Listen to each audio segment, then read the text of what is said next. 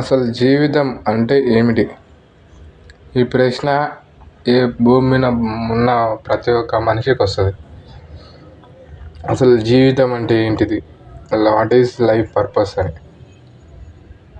అసలు ఒక Japan story ఉంటుంది. ఒక అతనికి కూడా ఈ ప్రశ్ననే వస్తుంది. అసలు లైఫ్ అంటే ఏంటిది అని. దాని అర్థం తెలుసుకోనికే ఇక అందరిని అడుగుతాడు అసలు జీవితం అంటే ఏంటిది అని. ఒక్కొక్కరు ఒక్కొక్కలా చెప్తారు. ఒక అతనేమో డబ్బు సంపాదించడం, సక్సెస్ కావడం, పేరు సంపాదించడం, గుర్తింపు సంపాదించడం. ఇంకో అతనేమో పరిపూర్ణంగా పనిచేయడం అని అంటాడు. పరిపూర్ణంగా అసలు ఎవరి దృష్టిలో పరిపూర్ణంగా అని ఇతను అడుగుతాడు. అంటే మళ్ళీ ప్రశ్న ఉదయించింది. ఒక అతను పరిపూర్ణంగా పనిచేయమని చెప్పిండు, ఎవరి దృష్టిలో అని మళ్ళీ వస్తుంది ప్రశ్న. ఇంకో అతను చెప్తాడు, నీ చుట్టుపక్కల ఉన్న వాళ్ళని మంచిగా చూసుకో అంటాడు. అసలు చుట్టుపక్కల ఎవరు లేకపోతే మళ్ళీ ప్రశ్న వచ్చింది. అట్లా అతను అందరిని అడుక్కుంటూ పోతూనే ఉంటాడు. అట్లా 2-3 సంవత్సరాలు అవుతుంది. ఎవరెవరో ఏదేదో చెప్తూనే ఉంటారు. కొంతమందిని చూస్తే అర్థమవుతుంది, ఓహో ఇతని జీవితానికి అర్థం చెప్తాడని. అసలు అట్లా ఎంతోమందిని అడిగిన అతను. ఇక అట్లా ఒక కాడ కూర్చుంటాడు. ఒక 2-3 పిలిచి అడుగుతాడు జీవితం అంటే ఏంటిది అని. వాళ్ళ డెఫినేషన్ వాళ్ళు చెప్తారు జీవితం పట్ల.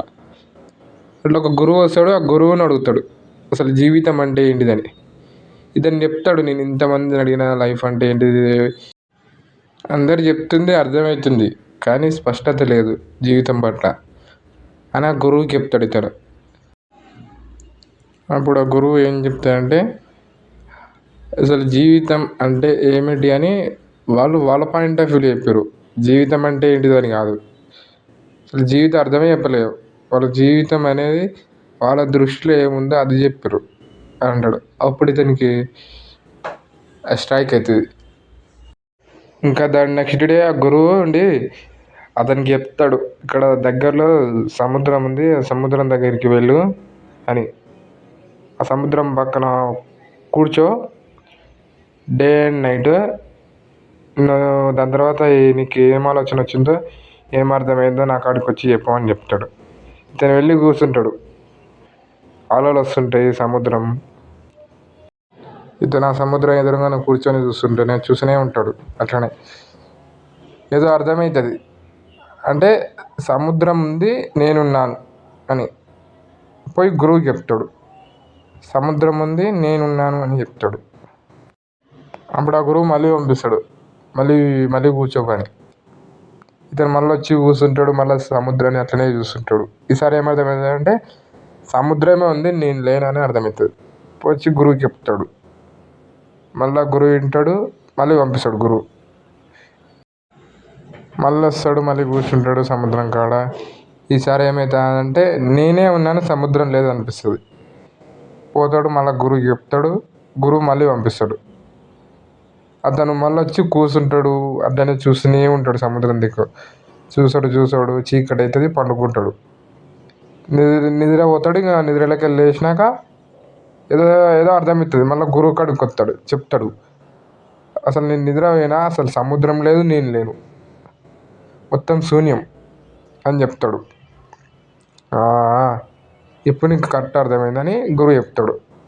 అంటే దీని అర్థమైందంటే జీవితం అంటే నువ్వు ఉన్నట్టు తెలియకూడదు. అంటే నువ్వు జీవిస్తున్నట్టు తెలియకూడదు నీకు. అంటే ఇప్పుడు మనకి తలకాయ ఉన్నట్టు ఎప్పుడు తెలుస్తుంది? తలకాయకి నెత్తి నొప్పి ఉంటేనే కదా. ఇప్పుడు బాడీ ఉన్నట్టు మనకి ఎప్పుడు తెలుస్తుంది? బాడీ పెయిన్స్ ఉన్నప్పుడే కదా. మొత్తం బాడీ పెయిన్స్ ఉన్నప్పుడు మనకి లేవనికి రాదు, చేత కాదు, పని చేసుకోనికి ఏం కాదు. ఎప్పుడైతే బాడీ మంచిగా ఉంటుందో అప్పుడు బాడీ ఉన్నట్టే తెలియదు. అసలు నువ్వు ఉన్నట్టు తెలియకూడదు నీకు లైఫ్లో. నువ్వు ఉన్నట్టు తెలుస్తుందంటే నీకు ఏదో ఒక థాట్ అడ్డం వస్తుంటుంది.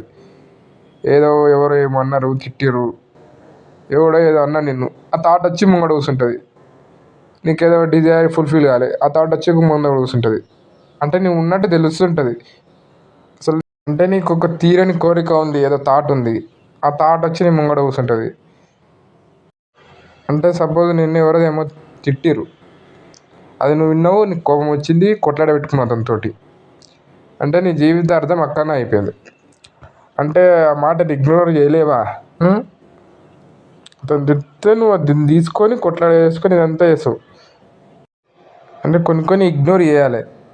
అతను తిడితే నువ్వు తీసుకొని ఇంకా దాన్ని కొట్లాడ చేసుకుంటూ పోతే ఇంక అంతే. లైఫ్ ఇక అక్కడనే అయిపోతుంది. నీ జీవితార్థం అక్కడనే ఉంది ఇక. అంటే మాటలతోటే సాల్వ్ చేయాలి. మళ్ళీ కోపం తెచ్చుకొని కొట్టాడా. తెలివైన వ్యక్తి మాటలతోటి సాల్వ్ చేస్తాడంట. ఒక కొటేషన్ ఉంటుంది. ఇది డమ్ పర్సన్ ఇది కొట్లాడదాకా తీసుకొస్తాడంట. అట్లా. ఇంకా ఇక్కడ మనం 2 కేటగిరీగా చేయాలి జీవితం అంటే ఏంటిదని. ఒకటి ప్రపంచం పరంగా, ఇంకోటి ప్రకృతి పరంగా. ప్రపంచం పరంగా పర్పస్ ఉంది లైఫ్కి, ప్రకృతి పరంగా పర్పస్ లేదు.